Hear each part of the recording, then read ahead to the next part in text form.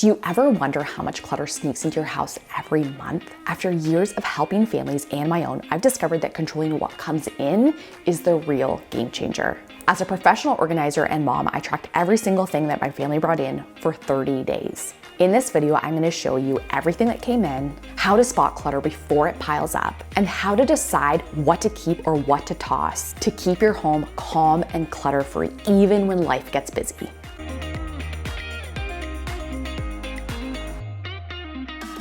I will show you a full overview of everything that came in at the end of the video, but first I want to break everything down into 4 categories. I really wanted to show where the incoming was coming from because I think that is so important when we're reflecting on trying to slow down that incoming. To start, I set up a bin for garbage, a bin for recycle, and a box for donations. 3 big events happened in our house this month. It was my birthday, it was the end of the school year, and it was Father's Day.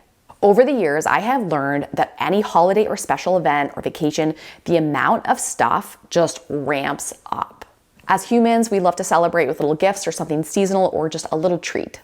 So this first category I'm showing you are items that we were gifted. In this category, there were just over 30 items that came in 1 month. I started right away with items I knew I could toss or recycle. I had a few birthday cards that I knew I could let go of. Didn't have any special messages, and I knew I already had better, more personal cards from these people that I'd rather keep instead. I didn't even end up keeping everything from the kids, but I think I kept 1 card from Scott and 1 from Leo. I think Leo's message said that I was the most important person in his life except for Scott. The gifts also included several gift bags, which sometimes I do keep, but in this case, I knew that I had just reviewed my gift wrap and I was at max capacity. So right away, all these bags went directly into my donate box. One of the bags was just a brown paper bag that my friend had written on, including my initials. So that one I ended up just recycling. However, I did know that I could use more tissue paper, so that I grabbed and I ran downstairs and put it in our gift wrap station that lives in our basement crawl space. There was also a little birthday balloon that came with the flowers that I got, which was very cute. And I also know these last a pretty long while, so I put it right into the donate box, hoping that if I dropped it off quick enough that someone would be able to use it while it was still sort of like whole and intact. I was also gifted a copy of a book of stories or essays from women who have found sort of like a simpler way of living. And I was one of the writers. Yay, very exciting. My friend Ashley did all the heavy lifting to put all the book together, and I love the look of it. It's so beautiful. And I knew I wanted to lend this copy to a couple of my friends, so I put it right into our stuff basket so that I remember to grab it next time I'm meeting up with them. I will actually put a link to the book down below if anyone's interested. I don't make any money from it or anything, but it's just like a lovely little group of stories. And the book came in this like pretty floral bubble shipping envelope that I wanted to show you guys because these are the things that often end up just becoming so much clutter. It's so cute that even I was like, oh, is there a way I could figure out how to reuse this envelope? And if you know yourself and you know, yes, this is something I will definitely reuse, that's amazing. But if you're gonna hang on to it and it's just gonna move around your kitchen for 18 months and then eventually just become garbage, then save yourself the stress and save yourself the space and just get rid of it now. The book also came with a sweet little thank you card from Ashley that was so thoughtful of her, and I loved reading it, but I don't need it long term because I have the actual book, so that went straight into the blue bin. One of my friends also gifted me for my birthday a big stack of magazines because she knows I love little hand-me-down items like that. These are magazines she's probably already read. So I peeked through them and I enjoyed them, and then I put them straight into our donate box to go to the thrift shop. My in-laws gifted a hat to myself and a shirt for Scott. Scott's cousin lost his son last year, which was obviously devastating for the entire family. And they've done multiple fundraisers, including this one where they sold a bunch of clothing, kind of like the logo and the initials that represent Ricker's life and his memory. One thing I do when I get new items like this is right away I take off like tags or any stickers or anything like that. To me, it's sort of the equivalent of taking food out of the packaging when I put it into the fridge. Just if it's easier to grab, I'm just more likely to use it and more likely to see it. So I took the tags off the hats and the shirt, and I put the hat into our everyday basket so I can wear it this week, and I put the shirt into our closet. I also got a new scrunchie, which I love. It's from a local, actually female entrepreneur, so I'm super pumped about that. Took to the bathroom, put it right with our hair accessories. As you can see, our accessories are getting kind of out of hand, and so I will be addressing that in a video coming up. Speaking of hair stuff, my mother-in-law gifted Annie Rose a few new hair clips. I find there is something about grandmas that always just want to gift hair accessories to granddaughters. I think probably it's because, especially in Annie Rose's case, the granddaughter's hair is always a chaotic mess and it probably drives their grandmas crazy. However, in this case, Annie Rose brought them home and she admitted basically right away they just like don't work in her hair. Her hair is so thick now, they just are no help. So this is an example of something I knew was way better to put in a bag and donate immediately because they looked brand new and more likely for someone to buy them. Whereas if I leave them in our bathroom and they get kicked around for 2 years or 5 years and eventually it's like, oh, I should do something with these. Well, then they look like trash and they look all beaten up. So there's less likely to have a chance at that second life. I also received a bottle of wine, which I don't drink at home. However, it'll be perfect when I take it to someone's house when we go for dinner. And so I put that directly into our basement fridge, which is old and terrible looking, but it's a designated spot for drinks. I also received flowers, which came with a cute little vase. Immediately, I recycled the little card because, again, I have other cards from this same friend, and this didn't have like a special message. I ended up donating the little card holder because I was hoping that someone crafty or someone who does flowers like for themselves or at home might be able to use it. Normally, I also donate vases right away. However, in this case, I knew that Annie Rose had like this bouquet of fake flowers in her bedroom that had just sort of been floating around, and she just thought they were so beautiful and lovely. And so I put the vase in there with the flowers in them, and they look cute and they're perfect for her. Another friend gave me one of those little room scent, oil scent things, whatever they're called. So right away, took all the packaging out, set it up in the bedroom. I knew there was no point in me keeping it if I was just gonna put it into storage. The box it came in was actually very cute, and I know for a lot of people, this would be something that they might be inclined to keep, but I know myself and I know I don't give enough physical gifts to ever use it like in any sort of good timeline. It would just sit in my house for so long. So instantly that went to recycle. Annie Rose's sweet teachers gave her a little water gun with like a nice little message on it at the end of the school year. It was actually too long to fit in like the drawer that I have designated for our beach toys. So I just kind of propped it up near the bikes, and I figured next time the kids are out there and they have the sprinkler on or whatever, she'll see it and she will know to grab it and play with it. Leo's teacher also gifted him like a little cup with a straw and a little lid. It was full of candy, which was gone within 15 minutes of them coming home from school that day. So I just cleaned out the cup, dried it off, and I can donate it because I know we don't need it, but it would be perfect for someone else who's looking for something like that because it's brand new. Annie Rose made Scott coasters for Father's Day, which was very sweet. They came in a paper bag that she had decorated, which again was very cute, but we didn't need, so it went straight into recycle. And the coasters, we don't actually use coasters. However, when we used to have them, they lived in a little drawer in our family room, so that's just exactly where we put them for now. There was also a card from Leo for Father's Day, and a few years back, we actually made a Father's Day book. So each year we take the book out, we write our little messages for Father's Day, we add a few pictures, and then anything that the kids make at school, like little crafts or cards, we slip in here as well. It's such a handy way of keeping all of this stuff together, and Scott just keeps the entire book in his keepsake bin in the basement.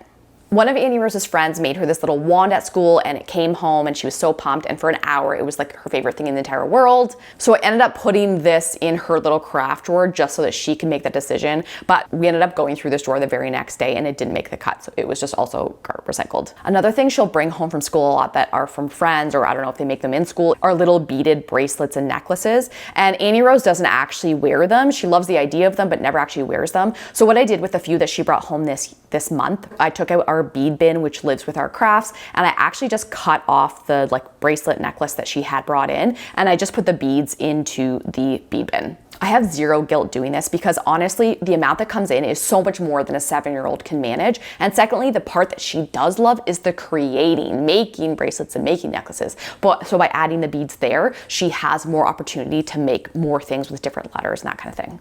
Speaking of jewelry, Annie Rose also got a little BFF necklace from one of her friends, which I took upstairs and just put in. She has like a little jewelry tray that lives on her bedside table. The tray is actually old packaging from like little Melissa and Doug toys, if you've ever seen those before. It's pretty wooden and sturdy. So as soon as she saw it, she's like, oh, it's a jewelry tray. I'm like, oh yeah, perfect.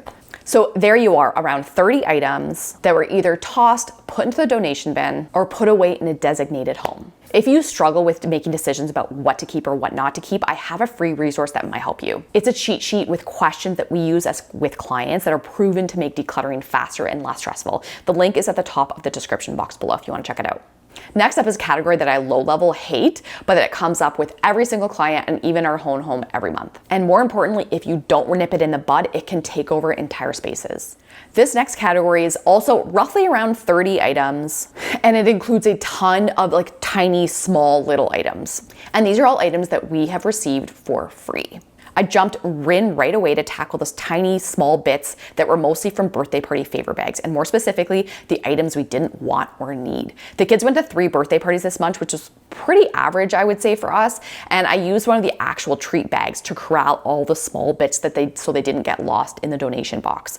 There was a snap bracelet, a tiny little ring, some Play-Doh, a little top toy, a keychain, a piece of fake hair and a clip, a little wiggly worm.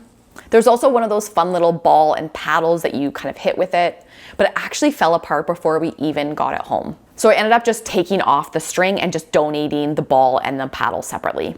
There were also a couple of free toys from kids' meals. I think these ones were from Wendy's. Instantly took the toys out, toys went into donate, and the garbage went into the recycle. I would have zero issue keeping these items if the kids actually played with them. But I know from 8 years of experience that my kids just don't play with this stuff. So instead of it just rolling around our house getting broken or becoming trash, I pass it on and hopefully someone else can grab these little things for either classroom prizes or to use for their treat bags or something like that. There was also some candy in those bags right away. I knew our kids didn't like those like little fizz rock things. So I tossed those in the garbage, and then their little rockets will be perfect I can pack for the beach or their summer camp lunches this year. So I put them right into our snack bin that lives in our pantry. I did also end up keeping some stickers that came, I think, in the treat bags. I have a zippered pouch that I keep for stickers. So I just toss all of them in there, and then that lives in one of our craft drawers. One of the parties Annie Rose went to had this adorable theme of like adopt your own puppy. She's been sleeping with the little stuffy she got every night, and she loved the little collar it came with, but it also came with an adoption certificate, a little paper hat, and a paper bag that she decorated to use as like sort of like the puppy carrier. And those 3 items were all like left for dead the second she got home. So I know those 3 can all just be recycled because she doesn't care about them. Her actual stuffed dog, which she loves, it ended up going right into her bed where she sleeps. And the little collar, she said, is too noisy to wear for her to wear while they're sleeping. So it just went into a little drawer of her bedside table. As part of Leo's baseball team, they are gifted like a little swag bag each year that has a little backpack, a ball, and a foam hand. We got the same thing last year, and the backpack never got used once, so I knew right away I could donate that. The ball, we have so many small balls just like that, so that one also could be donated. And then the foam hand he did think was really cool, and he has requested that I wear it at his baseball games to cheer for him. I did not make that promise, but I did end up putting in our toy basket, so it is still in the house. Leo also brought home a half ripped and broken soccer ball. No idea where it came from.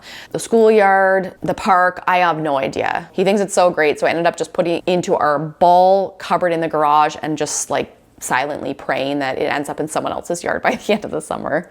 Last weekend, we went to Santa's Village as our one little like summer family getaway. And with our entry, each of the kids got a little elf hat. I instantly put those straight downstairs into our Christmas bin so they can grab them out back in December, and they'll be so pumped and forgot they even existed.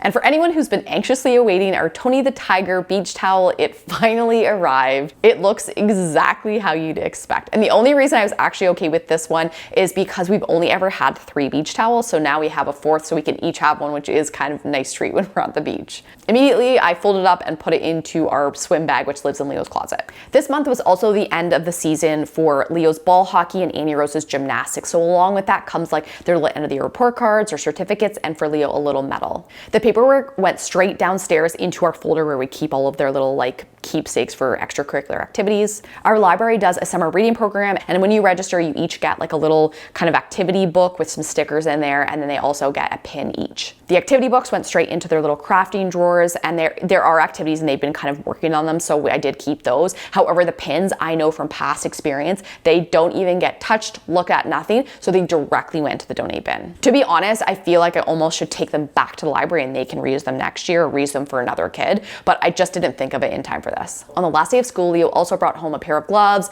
and a bunch of like random accessories, a random bottle that had like markers and stuff in it. So I recycled the plastic bottle, and the rest of it I put into his pencil case, which we will reassess at the end of the summer before he goes back to school in the fall. And the gloves just went into his like outdoor accessories in our front hall closet. During the last couple of weeks of the school year, Leo's teacher incorporates these things called desk pets, where they're like teeny tiny animals they can have on their desk, and they have to sort of earn them through good behavior, and then they create their habitat. And it's like a whole thing. And Leo was obsessed with it even last year. He still talks about last year's desk pet. So I knew I had to keep this. So I put it all up on top of his dresser in his bedroom. And I know in like probably like 4 or 6 weeks, I'll be able to toss that little paper house, and the actual desk toy will just go in with our toys.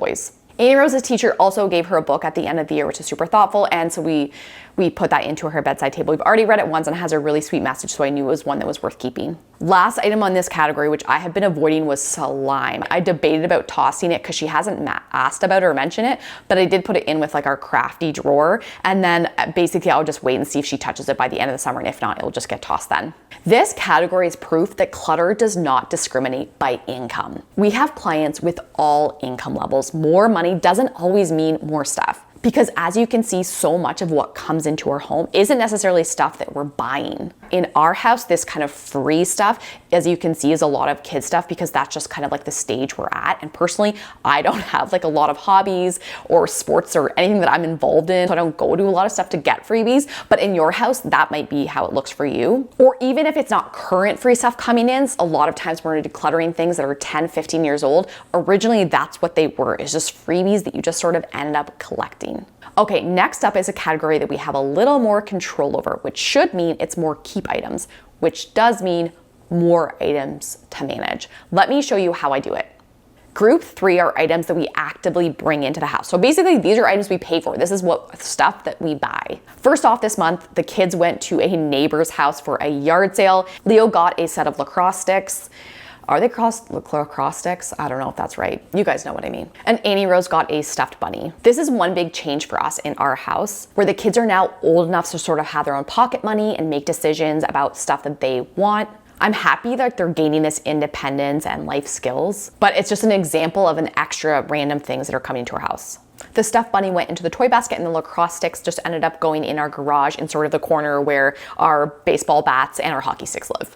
One day I might have like an official container for these items, but for right now they just live in this official corner. Scott also bought himself a golf shirt from Facebook Marketplace. He switched jobs recently and he's still sort of in the process of building this new wardrobe that's more appropriate for office. I also bought myself a new summer tank top that is appropriate for filming videos. One small rule we use for our clothes is only having the number of items that fit on the hangers. So if we run out of hangers, that's a sign we probably need to let something go. We also bought a few new shorts for Annie Rose. She's our sensory kid and she's much pickier about clothing and how it fits. So I try to accommodate that. We found these shorts secondhand, and we also got a couple of some summer sun hats while we were there as well. The very next day, and she was trying things on, she almost said right away that she doesn't like the pink hat. So yes, so annoying because I had just bought it. But the only thing worse than that is hanging on to stuff that nobody's gonna wear. So instantly that went to the donate bin. There was no point in keeping it. The hat that we did keep went into our everyday basket, which lives like by our side door that we use all the time. And the shorts just went into her drawer.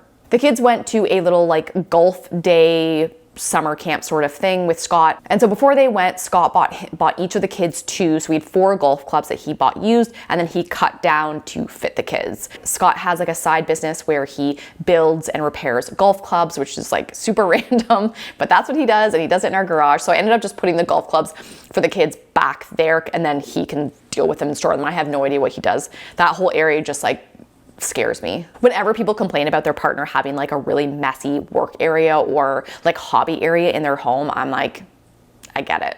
We also bought a new fan from Facebook Marketplace for Annie Rose's bedroom. We do have air conditioning, but we live in like a split level, so the upstairs bedroom gets so hot. So hopefully this fan should help her sleep better. This month I also bought a pair of shin pads for the kids to share. Leo uses them for ball hockey and Annie Rose uses them for soccer. We did have an old pair and they actually broke, which I'm going to mention in a future video. I need your advice on what to do with them. So where we're storing them does not look very Pinteresty, but I love having the shin guards right near her soccer cleats so that when we're leaving for soccer, it's a soccer night, they're so easy to grab and they're just right there. We also had a stuffed ducky, I think aka Quacky, that Leo got from Santa's Village when we were there. He won this technically as a prize, but we paid for the game, so that's why I put it under things that we bought, because technically I could have said no. And this is proof that even when you're trying to be really intentional about what comes in, it is very hard not to get sucked into this like wasteful consuming, especially when we have the kids and they're with other families and they see what other kids get. It's a struggle. So my goal is not to be perfect, but just to focus as much as I can on like activities and moments of peace rather than consuming. So under items that we were gifted, I mentioned the book of essays that I was in. So I went ahead and actually ordered 3 more copies of it, which I then dropped off at little free libraries throughout our town, which was super fun to do. The same day, I also took the kids to There's like a little bookshop within our library and all the books are like 50 cents or $1. And we found a couple little Fancy Nancy books, which I've already wrapped up for gifts for Annie Rose for birthday parties that she's going to this summer. And then there was like a little pony book for her, a joke book for Leo, and like a little writing exercise book that I knew Leo would like as well. So the gift items went into our stuff basket, which we will keep until the birthday parties. And then the items, the books that we're keeping, they go into their bedrooms. Guys, over the past few months, I have got tennis elbow. Has anyone ever struggled with tennis elbow before? It sounds so lame, but honestly, it hurts so much. So I bought 2 armbands, which I actually put on my arms when I'm working with clients and lifting heavy things. And then I also bought a like pad for my laptop and a mouse pad to use an external mouse, and hopefully that helped. The last item I purchased was a teleprompter for making videos. I did a lot of research before buying this. However, I still really struggle with technology, anything new like this. So I put it in the corner of the living room to force myself to deal with it and decide whether I was gonna set it up or not. I know I needed it to be like staring me in the face to force me to do it. Okay, so that's everything that we are keeping. And if I'm keeping it, that means I have an immediate need or want for it, and I have a designated home for it, because that is where sometimes things go wrong. If things are kept that are either not wanted or not needed or don't have a home, that's when entire rooms can just go bananas so quick. Next up is a category that you think would be irrelevant in 2025, but is still a huge issue when it comes to clutter. Paperwork that is left to linger can become an absolute nightmare in the future. For this video, I didn't end up tracking all of our personal like household paperwork because honestly, I completely forgot. I have such a set routine for dealing with it and like making sure it gets where it needs to go. For our family, it was also the end of school, which means a ton of paperwork coming in from the kids' classrooms. Paper seems so innocent coming in, but we've seen entire homes clogged up with paper. And the problem is that once they're sort of mixed, the categories are mixed, each pile has to be dissected in detail, which can take hours and days and weeks. My one tiny tip for dealing with household paperwork is to take it out of the envelope. Simply getting rid of the envelope is A, one less piece of paper to deal with, and B, having it out of the envelope sort of like forces us to just deal with it. So either make a decision like, do I need this or not need this? Can I just throw this in my shred pile or burn it? Or do I need to file it? And if so, can I just put it in the office where it needs to be filed? For school stuff, we normally just keep anything that's kind of special, sentimental, a little award or certificate, something with their picture on it, maybe, things like that. One thing I will say about school paperwork and school papers is don't feel like you have to keep any. Just because the internet has a million ideas, 1,000 ideas about how to store it or make it cute or display it, don't feel obligated. I've seen grown adults dump into the garbage an entire box of school keepsakes that their parents kept for them for 20, 30 years because they thought they'd want them, and they just don't care about them. On the other hand, if you do care about them, try to get a designated spot, even if it's just a shoebox. It doesn't have to be cute or off Instagram or whatever, but just make sure there's one designated spot, not 15 different shoeboxes that are, strewed over the entire house. As you can see here, I tossed over 90% of probably what we had, maybe 99%. When I first set everything up at the end of the month, there were over 100 items, which didn't include paper, which felt like 3 million items. So 3,100,000 items total. To be honest, my plan for this video was to show you and display how much we've cut back on our incoming over the years. However, as you can see, even being a family that I consider to be pretty minimal and pretty frugal, so much still comes in. I ended up with a pile for donate, a pile for garbage, and a big bin full of recycling. If you are struggling with the incoming, my most recent video is all about what not to buy this summer, and it might be perfect for you. If you want to check it out, it's right here. Thank you guys so much for watching and for your support, and I will see you next time. Bye guys.